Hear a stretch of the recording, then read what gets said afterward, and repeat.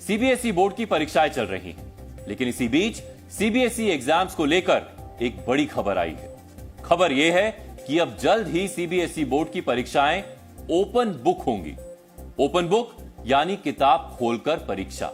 यह नियम सीबीएसई के 9वीं से लेकर 12वीं तक के सभी छात्रों पर लागू होगा।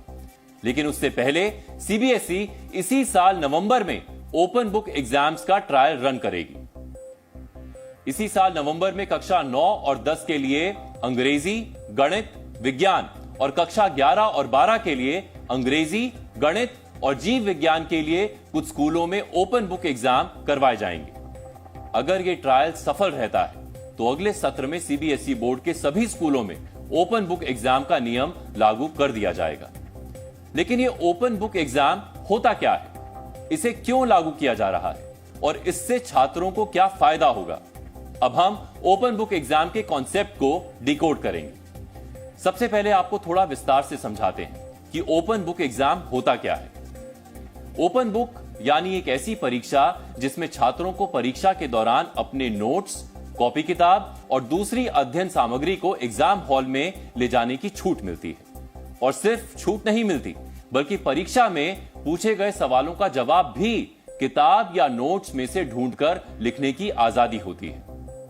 यह सुनकर उन छात्रों को सबसे ज्यादा खुशी हुई होगी जो एग्जाम्स पास करने के लिए नकल पर आश्रित रहते हैं और परीक्षा से पहले रात रात भर फर्रे बनाते हैं। उन्हें लग रहा होगा कि अब उन्हें फर्रे बनाने से आजादी मिल जाएगी और नकल पकड़े जाने का डर भी खत्म हो जाएगा, क्योंकि अब तो पूरी की पूरी किताब लेकर जाएंगे और किताब से देखकर हर सवाल का जवाब लिख देंगे। लेकिन ऐसे छात्रों को जानकर थोड़ा धक्का लगेगा कि ओपन बुक एग्जाम मौजूदा एग्जाम्स यानी क्लोज बुक एग्जाम से ज्यादा कठिन होगा।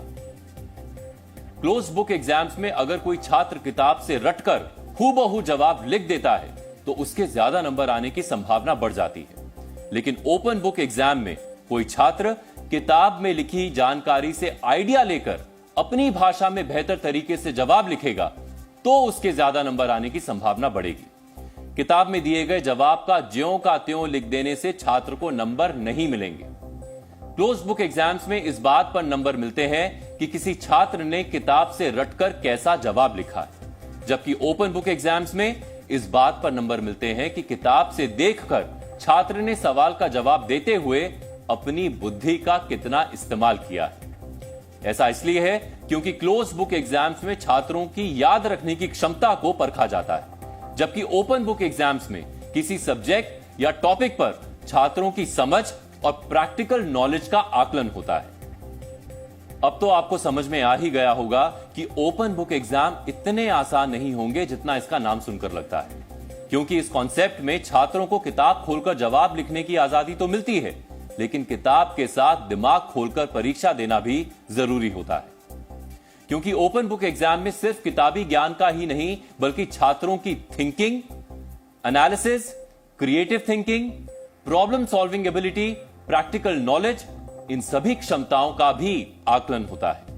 यानी ओपन बुक एग्जाम्स का मकसद किसी विषय के तथ्य और परिभाषाओं से बढ़कर उस विषय पर छात्रों के विचार, उनकी सोच के आधार पर मूल्यांकन करना होता है। इसीलिए ओपन बुक एग्जाम्स छात्रों के लिए तो कठिन होते ही हैं, बल्कि टीचर्स के लिए भी चैलेंजिंग होते हैं, क्योंकि इन एग्जाम पेपर्स में सवालों को इस तरह सेट करना पड़ता है जिससे छात्र को सवाल समझने में अपने दिमाग का इस्तेमाल करना पड़े और सवाल के जवाब को किताब में पढ़कर उसका जवाब अपने हिसाब से लिखना पड़े। अब हम आपको ओपन बुक एग्जाम्स पर एक्सपर्ट्स की राय सुनाना चाहते हैं ताकि आपको ये कॉन्सेप्ट पूरी तरह क्लियर हो जाए। छोटे बच्चों की बात करें, अगर 9 से 12 तक के बच्चों को ओपन बुक एग्जामिनेशन होता है और एक एग्जाम्पल के तौर पे मैं लूं कि इवेपोरेशन की डेफिनेशन पूछी गई तो वो तो सीधा किताब में से लेके मैं लिख दूंगा, तो फिर उसमें ओपन बुक तो शायद बहुत आसान हो गया, मुझे पूरे साल पढ़ने की जरूरत नहीं है। बिल्कुल सही बात। इसीलिए मैंने कहा कि ओपन बुक एग्जामिनेशन का क्वेश्चन पेपर सेट करना is a big challenge. It should not be seeking knowledge, it should be seeking analytical ability of the learner. वो ये नहीं पूछेगा कि इवेपोरेशन की डेफिनेशन क्या है, वो ये पूछेगा इवेपोरेशन इवेपोरेशन कीचड़ में कैसे हो सकता है। तो इवेपोरेशन एक अप्लाई करके जो नॉलेज आपके पास है उसको अप्लाई करके कॉन्टेक्स्ट के साथ जोड़ के आप आंसर देते हैं, तो वो आपके पास रेडीमेड आंसर नहीं होता, क्योंकि वो एक कॉन्टेक्स्ट है, एक सिचुएशन है, एक प्रॉब्लम है। उसके सोल्यूशन के तौर पे नॉलेज को आप यूज कर सकते हैं, लेकिन एप्लीकेशन तो आपको अपनी इंटेलिजेंस से ही देना है। मतलब कि मेरे पास अगर मैं कोई किताब लाया हूं उसमें मुझे इवेपोरेशन की डेफिनेशन तो मिल रही है, लेकिन मुझे ये नहीं मिल पा रहा है कि वो कीचड़ में कैसे होता है। उसको खोजने के लिए मुझे उसकी समझ पहले से होनी चाहिए। पहले से होनी चाहिए, कॉन्सेप्ट क्लियर होना चाहिए। अगर मैंने पढ़ा नहीं, समझा नहीं, तो वो टेक्निकल वर्ड्स तो मैं वहां से उठा लूंगा, लेकिन जो क्वेश्चन में पूछा गया मैं वहां तक नहीं पहुंच पाऊंगा। तो वो उसमें ऐसे में पर्पस डिफीट हो जाएगा उस स्टूडेंट का, चाहे वो बुक उसके पास खुली हुई थी।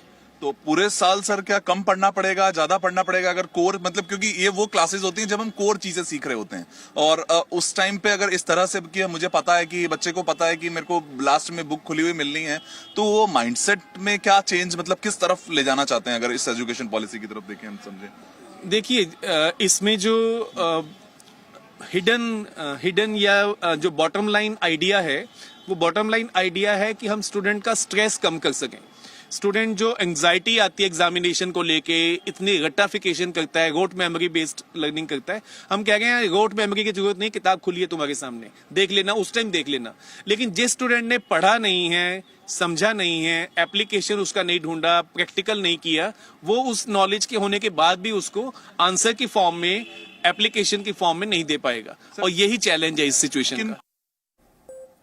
उम्मीद है कि अब आपको ओपन बुक एग्जाम का कॉन्सेप्ट काफी हद तक क्लियर हो गया होगा।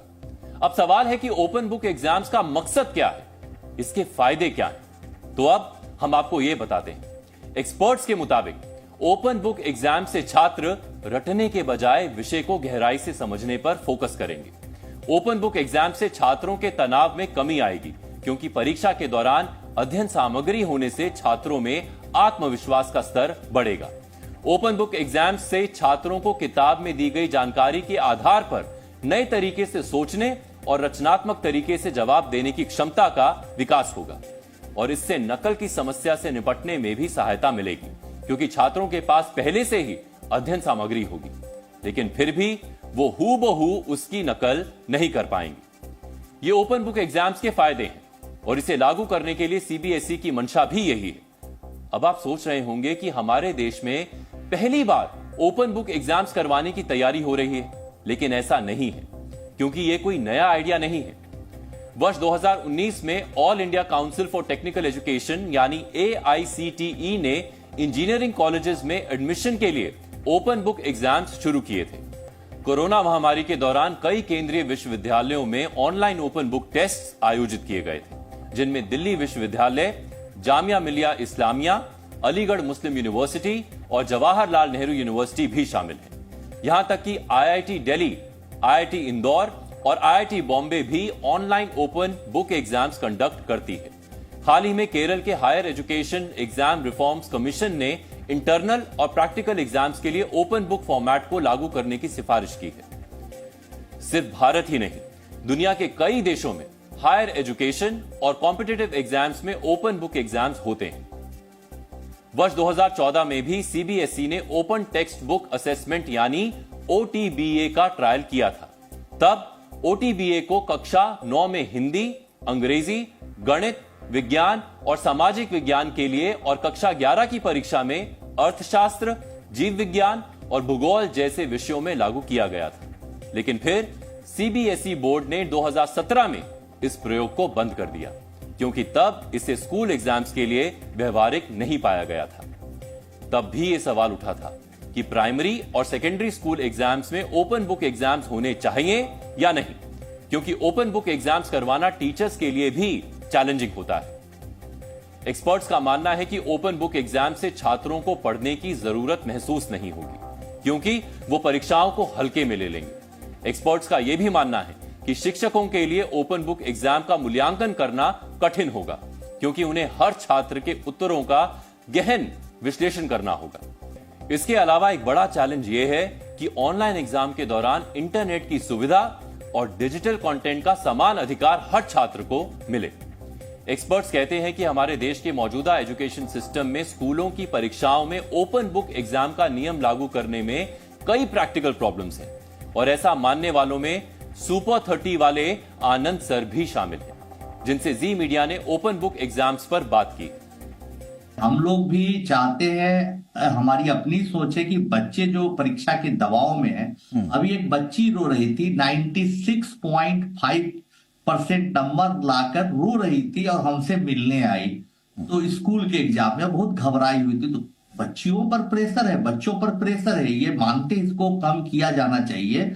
लेकिन जो आप प्रेशर कम करने की बात बोल रहे हैं ओपन बुक सिस्टम से, तो सब ठीक बता रहे थे, इतने चैलेंजेस है। अब ऐसे स्कूल भी तो सीबीएसई के हैं, छोटे मोटे स्कूल। अभी सर ने बताया, आप लोगों ने बताया कि भाई पूरे देश में इस बात का फैलाव होना चाहिए और स्टेट बोर्ड को भी इस दिशा में सोचनी चाहिए। बताइए, जहां कुछ पढ़ाई नहीं हो रही है, जहां स्कूल में टीचर उतने ट्रेंड नहीं है, वहां का बच्चा तो बेचारा किताब ही पर बेस्ड रहता है। अब किताब पढ़ के समझने की समझदारी होनी चाहिए, तब ना बच्चा क्रिएटिव सोच पाएगा। और सर सही बता रहे कि ऐसे टीचर्स होने चाहिए जो क्रिएटिविटी की ओर ले जाए और नए प्रश्न पत्र बनाए। कितनी बड़ी बात है उन्होंने बोली कि नया प्रश्न पत्र बनाने का जिसमें समझ हो, नई किताबों से बच्चों को पढ़ाने का समझ हो। तो ये इसको एक प्रयोग के तौर पर देखा जा सकता है, लेकिन इसके पीछे इतनी चुनौतियां हैं जिसका कोई हिसाब नहीं।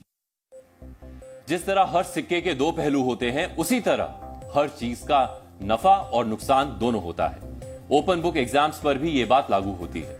इसीलिए सीबीएसई ने इसका ट्रायल करने का फैसला किया है, जिसमें ओपन बुक एग्जाम्स करवाने की चुनौतियों और प्रैक्टिकलिटी को टेस्ट किया जाएगा और उसी के आधार पर यह फैसला किया जाएगा कि स्कूलों में ओपन बुक एग्जाम्स करवाए जाएंगे या नहीं। और अगर सब सही रहा तो अगले सत्र से सीबीएसई बोर्ड की परीक्षाएं ओपन बुक तरीके से हो सकती हैं।